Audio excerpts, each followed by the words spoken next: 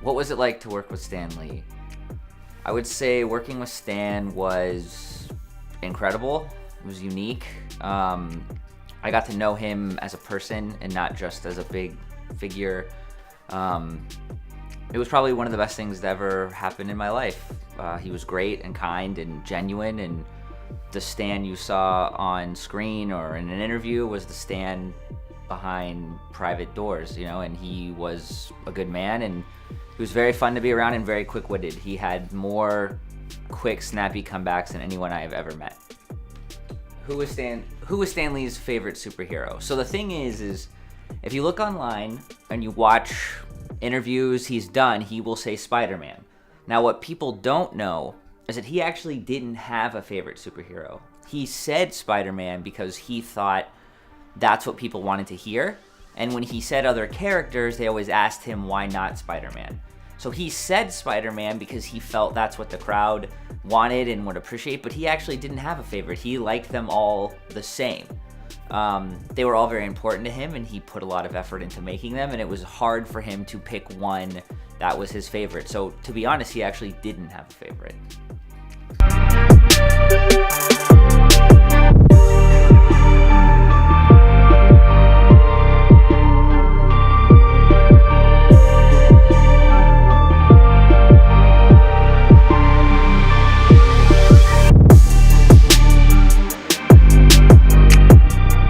At Comic-Cons, the fans were the most hardcore of the fans because you're in ground zero of comic book fandom at a convention. So people, they screamed, they cheered, some people cried. It was very intense. Stan meant a lot to a lot of people, and even though he didn't personally know each person, they felt like they knew him. And then also what was nice is sometimes fans would come up, they'd wait in this long line, and they would meet him, and then they'd start crying, and they wouldn't be able to get composed, and they'd kind of get shuffled through, and they'd miss their moment. They didn't get to say what they wanted to say, they didn't get the experience, even though they waited hours. So you'd see them kind of off to the side, crying and getting themselves together, and sometimes Stan would notice, and he would get up, and he would stop what he was doing, like signing or whatever, and he would go to them, and he would tell them to, to calm down. He would give them a hug, and he would sort of make up for that experience that they lost. And I thought that was really cool because most people would just kind of let that go and just keep going on, with what they were doing.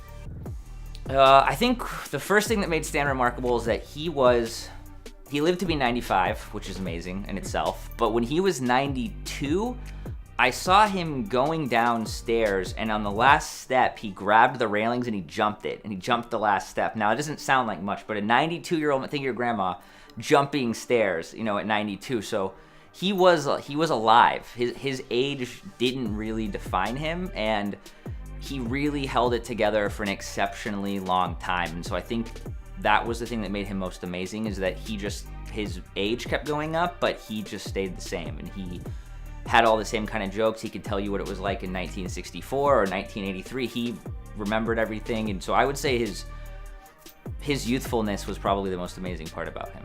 So basically what Stan did is something that no one will ever be able to do again, because he created hundreds of characters and essentially built an entire sort of comic book universe. And when he was working in comics, DC Comics, the competitor, already exists. They had Batman and Superman and these well-established characters, and they were the top. They owned all the market share of everything. And then this one guy comes along and just creates hero after hero after villain after hero that people respond to.